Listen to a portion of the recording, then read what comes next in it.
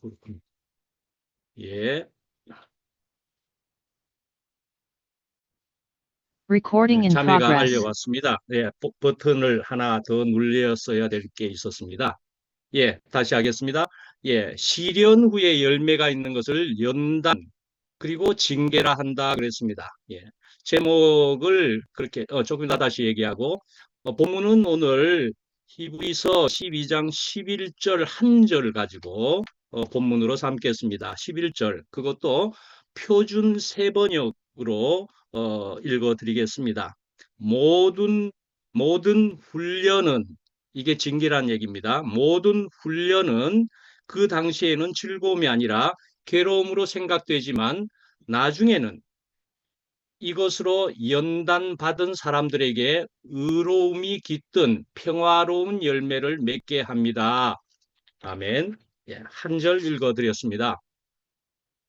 그래서 제목을 시련 후에 열매가 있는 것을, 고난 후에, 아픔 후에 열매가 있는 것을 오늘 본문으로 보면 연단이다.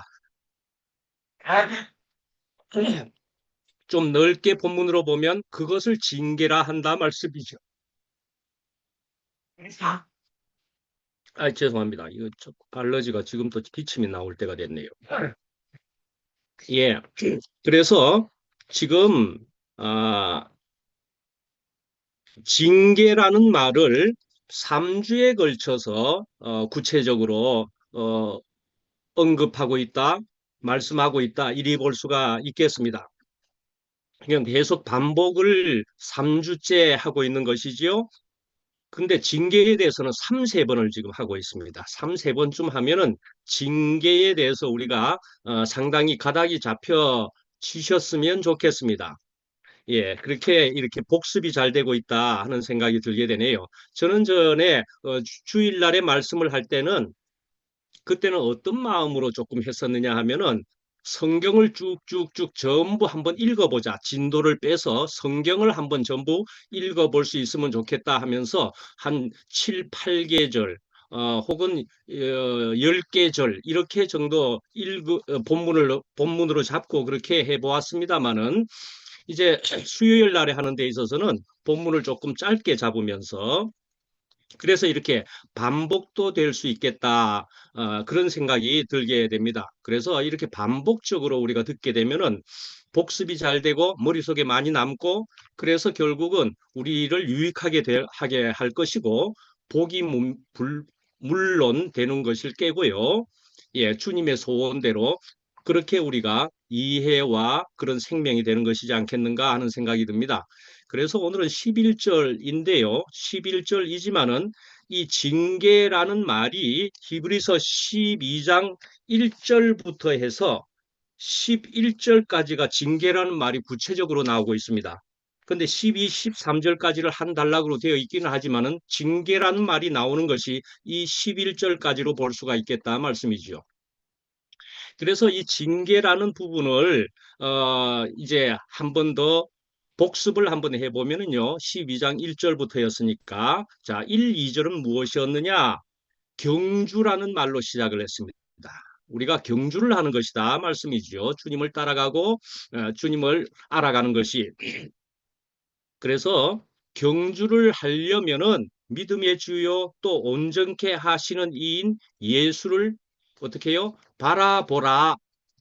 그러는 것이 12장 2절에 있습니다. 아주 유명한 말씀이고 아주 은혜가 되는 말씀입니다. 그래서 히브리서의 12장 2절은 이렇게 12장 2절, 로마서의 12장 1절, 2절도 참 귀한 말씀인 것처럼 이렇게 숫자적으로도 장절을 기억해 보시는 것도 참 도움이 되리라 생각합니다. 그래서 히브리서 12장 2절, 믿음의 주요 또 온전케 하시는 이인 예수를 바라보라 하는 것입니다. 누구를 바라봐야 되느냐 하는 것이죠. 보는 대상의 그런 전환을 분명히 해야 된다 말이죠. 무엇을 봐야 할 것이냐, 누구를 바라봐야 할 것이냐 하는 얘기다 말씀이지요. 이것이 아주 승패를 가른다. 이렇게 볼 수 있을 정도로 아주 중요한 문제라는 얘기죠. 누구를 볼 것이냐, 무엇을 볼 것이냐 하는 것입니다. 예. 그 다음에 이제 3, 4절은 피곤과 낙심치 않게 하기 위해서 이런 본문이 거기에 있는데요.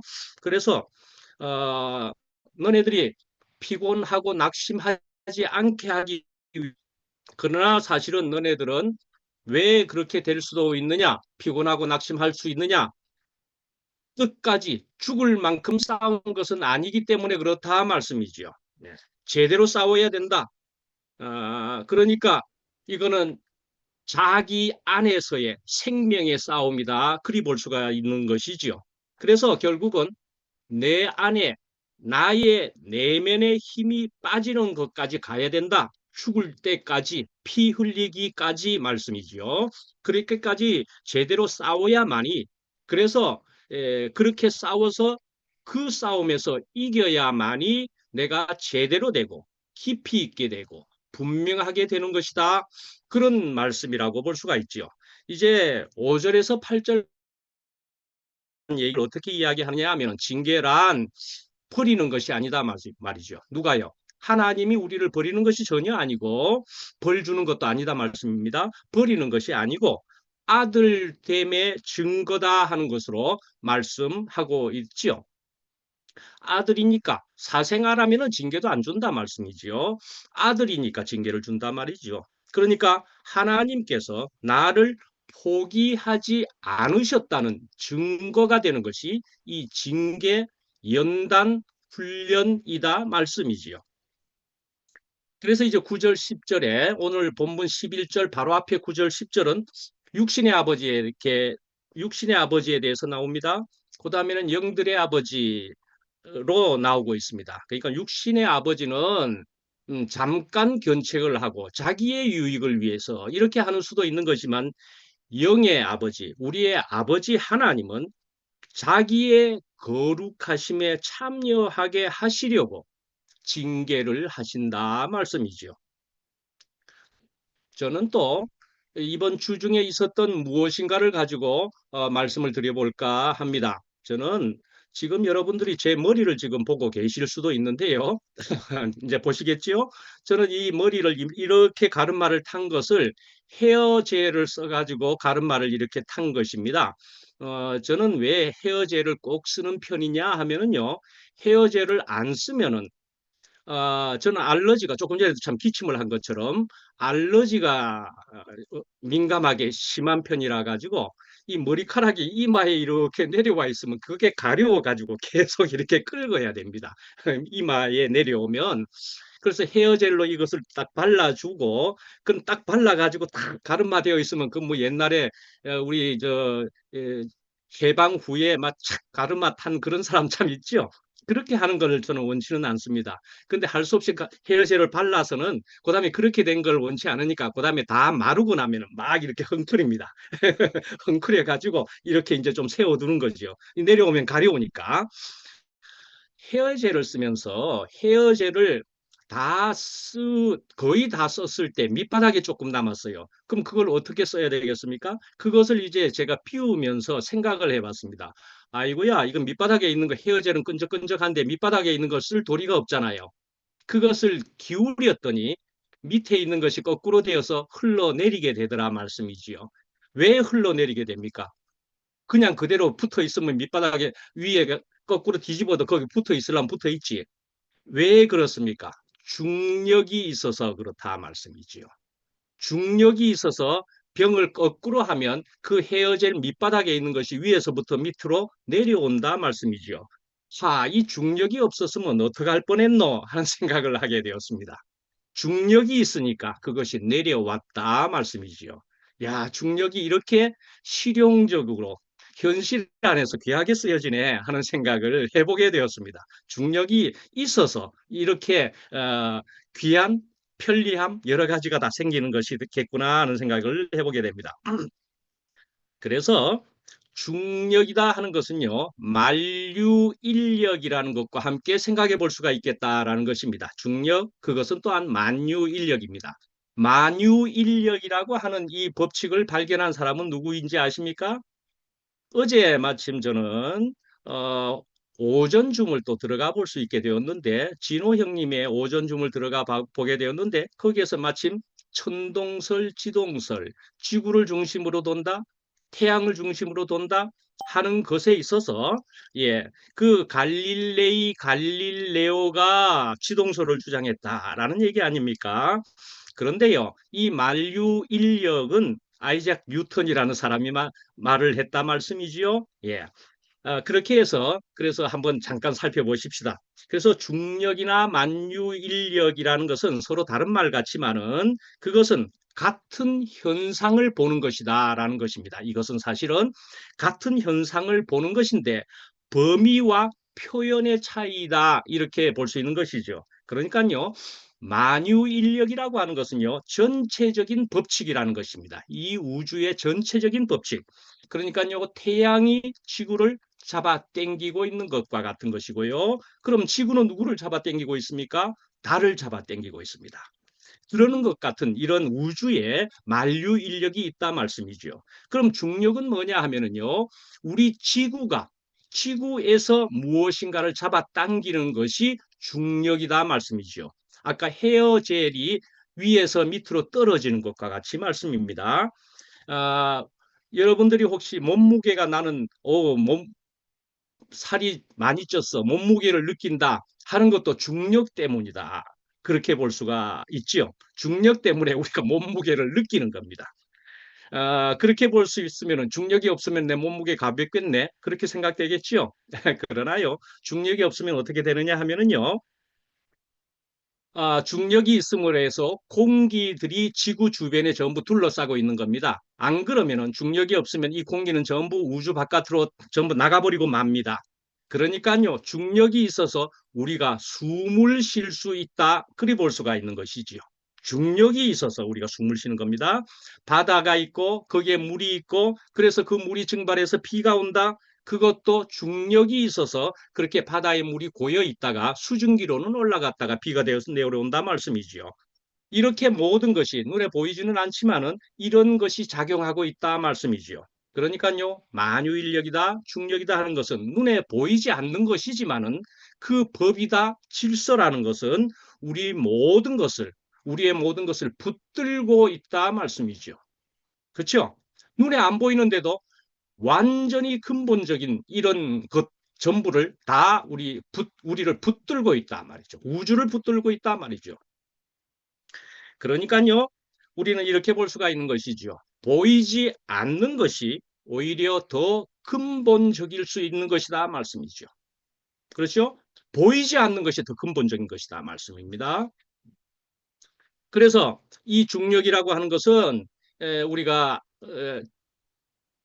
아까 밑으로 떨어지는 것처럼 모든 것을 중심으로 끌어당기는 것이다 말씀입니다. 중심으로 끌어당깁니다. 그러니까요. 하나님은 인간들, 우리 사람들을 생명의 중심으로 이끄신다. 또 그렇게 볼 수가 있는 것입니다. 하나님이 바로 우리를 생명의 중심으로 이끄시는 것이다 말이죠. 그러니까 중력은 항상 중심을 향합니다. 중심으로 향합니다. 그래서 우리 사람도 말이죠.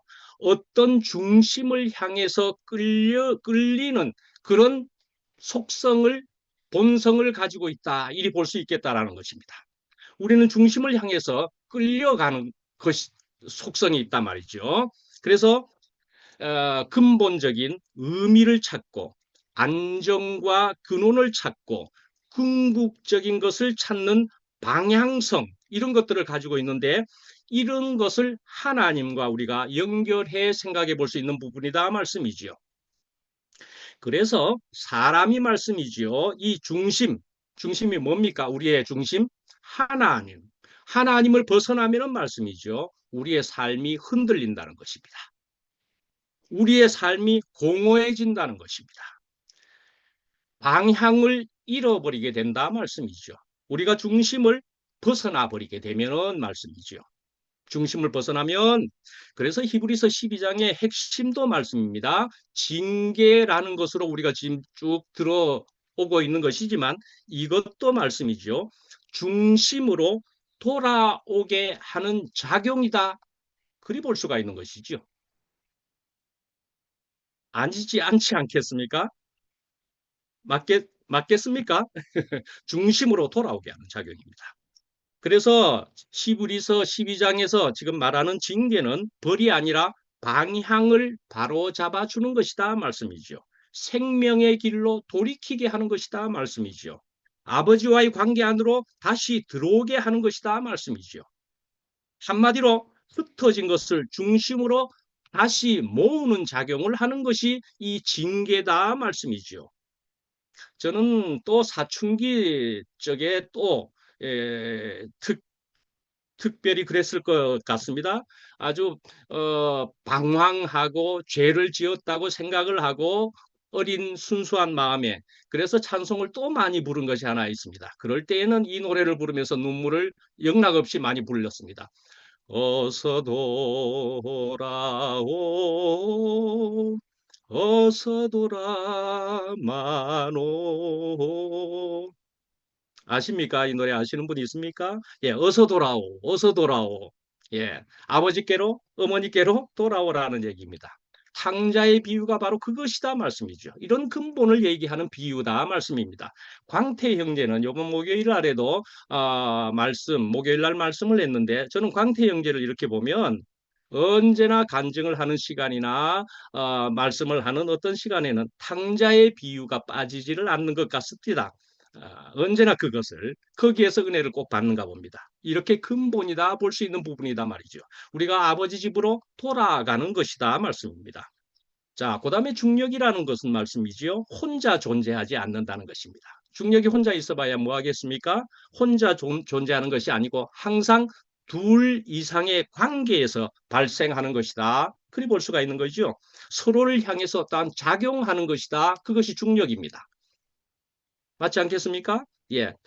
태양과 지구가 그러하듯이 그래서 먼저는 하나님을 알아야 되는 것이다. 그런 것이기도 하죠. 먼저 하나님을 알아야 되는 것이고 그리고 우리 사람들 그다음에 이웃을 내 이웃을 내 몸과 같이 사랑하라 두 번째다. 이렇게 이야기하는 것처럼 우리가 그다음에 사람들과의 관계 안에서 우리는 결국은 살아갈 수밖에 없는 사람들이다. 그래 볼 수가 있죠. 서로 관계다 말씀입니다. 그다음에 하나님이 계시기 때문에 징계가 존재하게 되는 것이다 말씀입니다. 하나님이 계시는 때문에 징계가 있는 것이다 말씀이죠. 그러니까는 이 징계가 있다는 것은 말씀이지요. 버림받았다는 증거가 아니라 아직 관계 안에 있다는 증거다 말씀이지요. 우리가 혹시 중력을 평소에는 느끼지를 못하더라도 가끔씩 생각해 보게 되면 이렇게 오늘 이렇게 저에게서 말씀을 들을 때만 하더라도 어떻습니까? 그때는 중력이 있었지 하고 우리는 압니다. 무슨 말입니까? 항상 작용하고 있는 것이었더라 말씀이죠. 그렇죠? 느껴지지 않아도 항상 작용하고 있는 것을 우리는 그때그때 알아차립니다. 그러니까 하나님의 인도와 하나님의 역사도 항상 작용하지만은 항상 즉각적으로 느껴지지는 않을 수도 있다 말씀이죠. 그래서 사람은 종종 갑자기 어떤 일이 생기면은 왜 나에게 이런 일이 일어나지? 라고 생각을 하기는 하게 되지요. 그러나 시간이 지나놓고 보면은 방향을 바로 잡는 과정이었음을 알게 된다 말씀이지요. 그렇겠지요? 두 번째로 보겠습니다. 징계와 벌이라는 것으로 한번 살펴보겠습니다. 징계, 벌. 그래서 징계란 것은 사랑에서 나오는 훈련이라 이렇게 볼 수가 있죠. 그래서 언제 저번 주에 말씀을 드리기도 사랑의 징계라 그렇게 제목도 했었죠. 벌은 단순한 그 보응입니다. 하괴라고도 볼 수가 있습니다. 이렇게 우리가 분명하게 알아볼 수 있을 것 같지만은 실제 현실의 삶 속에서는 두 부분이 서로 겹쳐 보이는 때문에 우리가 헷갈려 버린다 말씀이죠. 야, 이거 벌 받는 거야, 내가? 지금 징계 훈련을 받고 있는 거야? 헷갈린다 말이죠. 그러나 하나님이 하시는 징계, 이 훈련이라는 것은 관계 안에서 분명히 일어나는 것이다. 이래 볼 수가 있죠. 아버지와 자녀의 관계 안에서 생기는 것이다 말씀입니다. 목적이 분명히 있습니다. 무슨 목적이 있습니까? 성숙하게 하려는 것입니다. 거룩하게 하려는 것입니다. 10절에 있는 바와 같이. 그리고 결과는 무엇으로 이어진다는 것입니까? 생명으로 분명히 이어지게 하는 것이다 말씀이죠. 생명으로 이어지게 하는 것이다. 그래서 더 중요한 핵심이라고 할 수 있을 것은 살리기 위한 하나님의 개입이다 말씀이죠. 우리를 살리기 위한 하나님의 개입이다. 사탄은 어떻게 하는 것이냐? 사탄은 고발자 혹은 정죄자라고 볼 수가 있습니다. 그래서 욥기에서도 보면 욥에게 고난을 가져오게도 했습니다. 하나님의 허락을 받았습니다만은 고난을 가져오게도 했습니다. 그리고 요한계시록에도 보면은 이 사탄을 가리켜서 참소하는 자다 그렇게도 이야기하고 있습니다. 그러니까 사탄이 하는 일은 사람을 무너뜨리기 위한 압박과 고발이다 말이죠. 그러나 어떤 상황이 징계인지 어떤 상황이 내가 벌을 받는 것인지 구분하는 그 기준은 지금 당장의 외형적인 표면적인 것이 아니라 나중에 열매를 보면 안다라는 것이 오늘 본문에서 말씀하고 있는 것이다 말씀이죠. 열매를 보면 알 수 있게 되는 것이다. 징계는 내가 받아들이기 싫은 것을 받아들이기 싫은 것은 어떤 것이라고 볼 수 있을까요? 내 취향과 내 기호 같은 것, 어, 이것이 맞지 않으면 내가 받아들이기 싫은 거지요. 그런데 하필이면 이런 것들을 통해서 나를 오히려 넓히는 과정이다. 이리 볼 수가 있습니다. 징계는 하필이면 내가 싫어하는 것을 통해 가지고 나에게 다가오는 측면이 충분히 있다 말씀이죠. 그래서 결국은 어찌 됩니까? 내가 마음이 낮아진다, 가난해진다 말이죠. 그래서 그것의 결과는 하나님께로 자꾸 돌아가게 해 주신다 말이죠. 그다음에 고통 속에서 의미가 생기게 된다 말씀이죠. 그래서 이렇게 말할 수 있게 되는 것이죠. 아프지만 어떻게 된다요? 살아난다입니다. 아프지만 살아나게 되는 것이 징계다 말씀이죠. 아픕니다. 그러나 살아나게 하는 것이 징계인데 사탄이 하는 일은 어떻습니까? 그 내 취향과 기호를 이용해서 나에게 다가오게 됩니다. 그러면 내 싫은 취향과 기호를 통해서 다가오게 되면 그것을 더욱 싫게 만들어져 버리면은 나를 더욱 좁히는 방향이다. 사탄은 그렇게 하는 방향을 가지고 있다 말씀이죠. 나를 더 좁게 만들어 버린다 말이죠. 자꾸 그런 특징을 가지고 있다 볼 수 있죠. 그래서 사탄은 그것을 통해 가지고 우리는 어찌 됩니까? 계속 나는 정죄당하는 것 같아 말씀이죠. 그리고 자신을 혐오하게도 됩니다. 자신을 자꾸 혐오하게 됩니다. 야, 자기를 마구 정죄하고 혐오하고 말이죠. 하나님과 멀어지게 되는 것이겠죠. 그리고 어떻게 말할 수 있습니까? 아프기는 징계도 아프기도 한 건데 그것은 어떻게 해요? 살아나지만은 이 사탄이 하는 일은 아프면서 무너져 버린다 말씀이죠. 무너져 버립니다. 그렇지만 여기에서 굉장히 참 귀한 것이 있는데 이런 지경이 되었어도 하나님은 그것조차도 훈련으로 바꾸실 수 있다라는 것입니다. 하나님은 그러하신 분이다 말씀이지요. 내가 완전히 죽을 지경이 되었을 때도 불구하고 참담하게 되었을지라도 하나님은 훈련으로 바꾸어 주실 수 있는 분이다 말씀이죠. 이제 오늘 본문에 보면은 11절에 징계가 당시에는 즐거워 보이지 않고 슬퍼 보인다 하는 본문 내용이 있습니다. 슬퍼 보인다. 이것은 사실은 현실 안에서 보면은 아주 이렇게 실감나지요. 그런데 하나님께서는 말씀이죠. 이 징계에 대해서도 사실은 이렇게 말씀하는 것과 같습니다. 징계는 결코 좋게 느껴질 것이라고 말씀하는 것이 아니라는 것입니다. 징계는 좋게 느껴질 것이라고 말씀 안 하는 것입니다. 만약에 아프다 그러면은요. 내가 아프다 그런다면은 그게 정상이다. 그러는 것이다 말씀이죠. 이해가 안 됩니다 하더라도 그게 정상이다. 답답하다 그래도 말씀이죠. 그것이 정상이다라고 오히려 말씀하시는 분이다. 그래 볼 수가 있습니다. 자, 그렇게 볼 때는 우리가 특히 징계를 통해서 느끼는 그 감정이라는 것은 그것은 사실은 진리가 아니다. 이리 볼 수가 있습니다. 특히 징계를 통해서 시련과 고난을 통해서 느끼는 감정이라는 것은 그것은 진실과 진리가 아니다. 그리 볼 수가 있습니다. 하나님의 일은 항상 우리의 감정과 생각 그것을 통과하지 않고 그냥 진행되는 것이다 말씀이지요. 감정과 혼과 이런 것들과 상관없이 하나님의 일을 그러니까 징계라는 것을 진행하신다. 그래 볼 수가 있습니다. 그 다음에 이제 4번을 보면은요. 그 전에 뭐 그것도 말씀드려볼까요? 아, 하나님은 결과를 또한 먼저 보여주지 않으신다. 넘어갈까 했는데 중요한 것이라서 말씀드리겠습니다.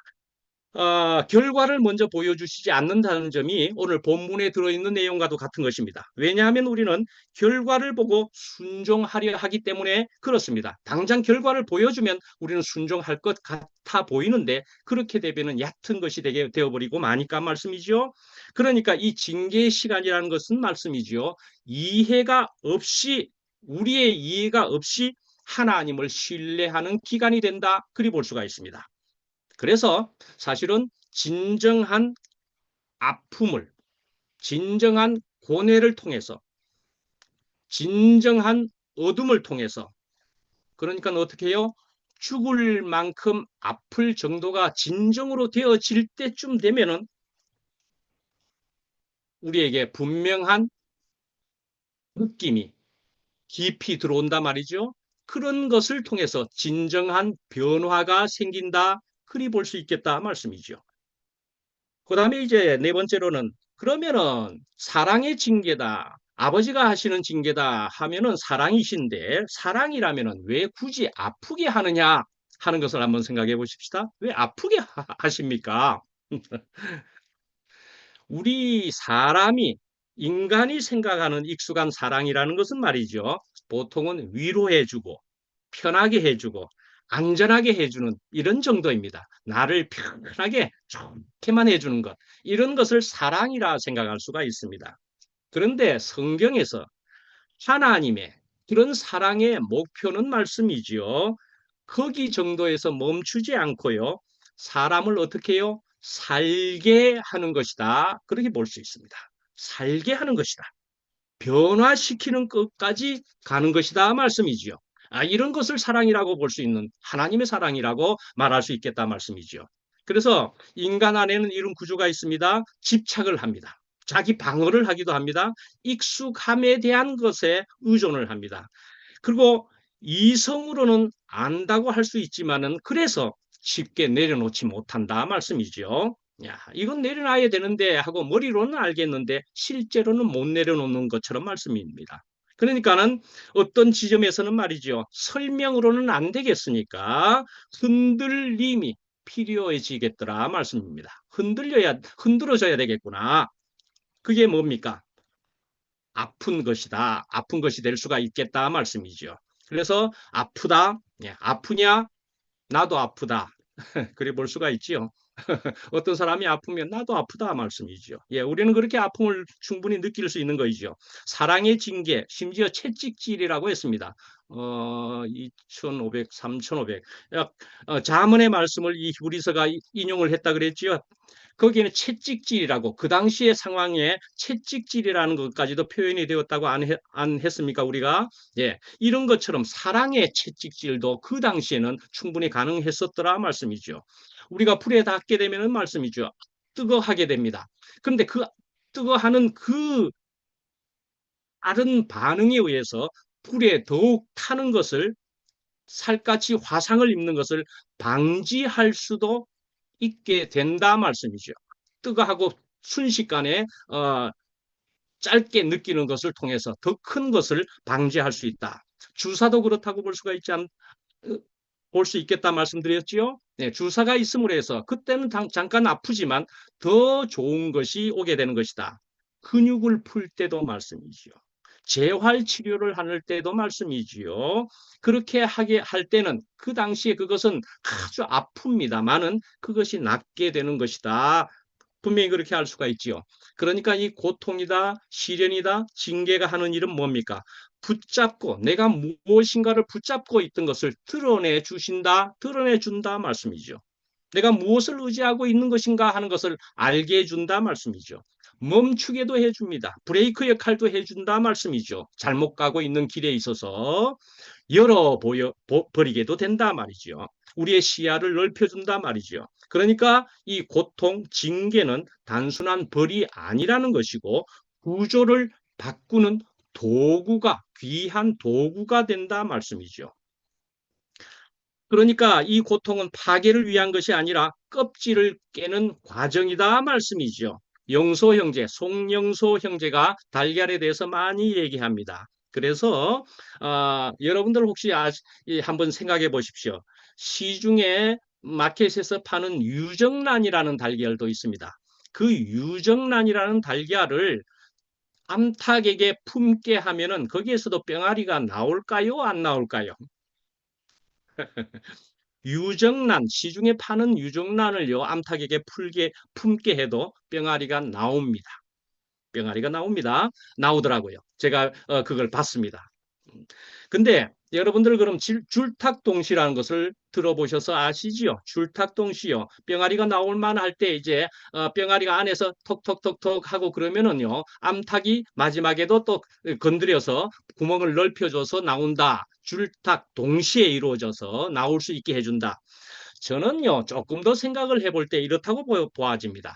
줄탁동시다. 그러면은 그 안에서 먼저 병아리가 깨는 부분에 있어서는 그러면 병아리가 굉장히 많은 노력을 해야만 됐었던 것이냐라고 생각해 볼 때는 저는 그것이라고 생각지 않습니다. 전적으로 암탉이 품어줬기 때문에 이 병아리가 깰 수 있는 능력이 생겼다라고 그렇게 볼 수 있겠다 말씀드려 보겠습니다. 그렇지 않겠습니까? 자, 품어줬습니다. 그래서 그 안에서 생명이 막 자라났습니다. 병아리가 거의 되었습니다. 그러니까 그 껍질을 톡톡톡 깨고 나올 능력이 되었다 말씀이죠. 하나님의 사랑 안에 거하라 그렇게 말씀은 하십니다. 하나님의 사랑 안에 거하라. 예, 자기 십자가를 자기를 부인하고 품 안에 머물러라 그리 볼 수가 있겠다 말씀이지요. 자기를 부인하고 품 안에 머물러야 한다 말이죠. 주님의 하나님의 그리스도의 품 안에 머물러야 하겠다. 며칠 동안 있어야 되는 줄 아십니까? 하필 숫자를 보니까 21일쯤이랍니다. 21일쯤요. 21일이라는 숫자는요. 7 곱하기 3이더라고요. 7, 3, 21이지요.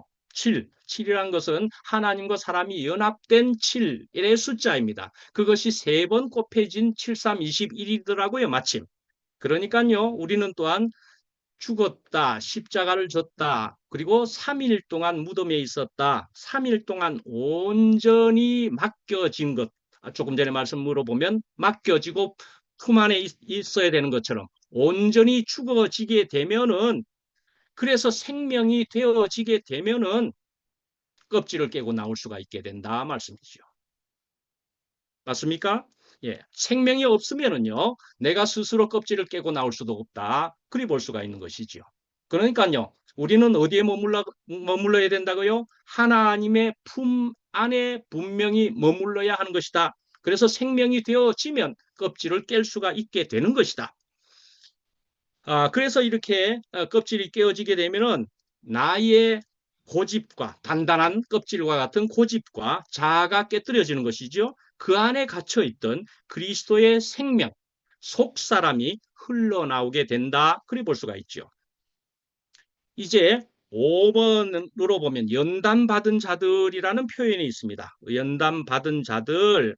그래서 이렇게 슬퍼 보이기는 하지만은 후에 그로 말미암아 연단 받은 자들은 의와 평강의 열매를 맺는다. 연단 받은 자들 하는 것이 여기 구체적으로 나오고 있지요. 징계를 제대로 받는 모습 또한 연단이다 이렇게 나오고 있습니다.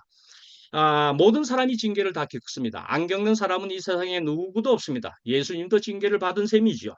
그렇게 받았지만 열매를 모든 사람이 맺는 것은 아니다. 이리 볼 수가 있죠. 왜? 두 가지 반응이 있기 때문에 그렇다 볼 수가 있죠. 어떤 사람은 징계 속에서 원망을 합니다. 왜 나에게 이런 일이 하고 원망을 불평을 막 이렇게 하지요. 상대방에게 삿대질도 하지요. 싸우지요. 그러나 어떤 사람은 나에게 되어지는 이런 징계 속에서 배우게 된다 말씀이죠. 배우게 된다. 그러니까요, 이렇게 말할 수가 있게 되는 겁니다. 환경은 바꿀 수가 없지만 사람은 바뀔 수가 있는 것이다. 사람이 바뀌어지는 것이다. 그래서 징계를 통해서 바뀌는 사람이 연단받은 자다 말씀입니다. 그런데 징계에 저항을 하면 무엇만 남게 된다? 무엇만 남게 되죠?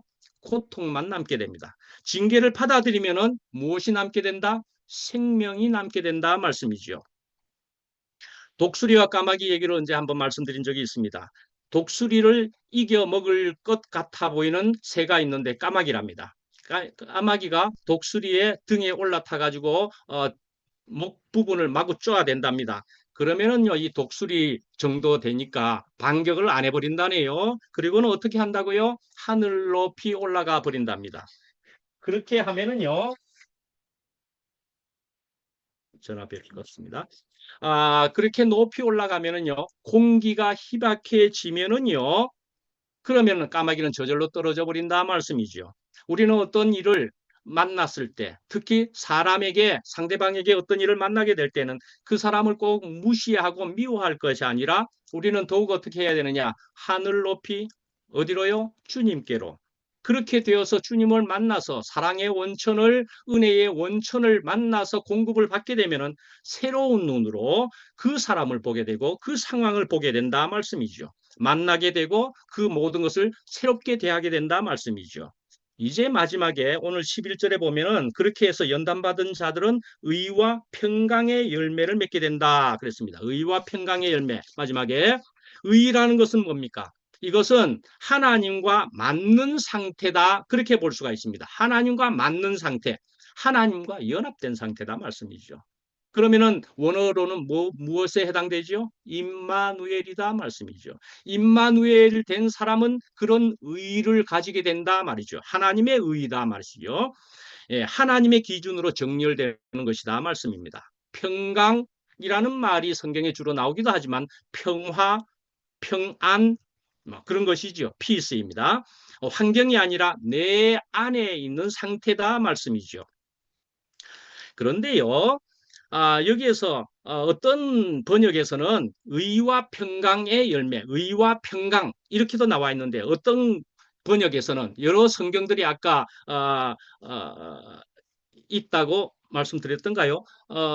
예, 참 제일 앞에 오늘 저기 본문을 읽어 드릴 때 거기에서는 뭐라고 했습니까?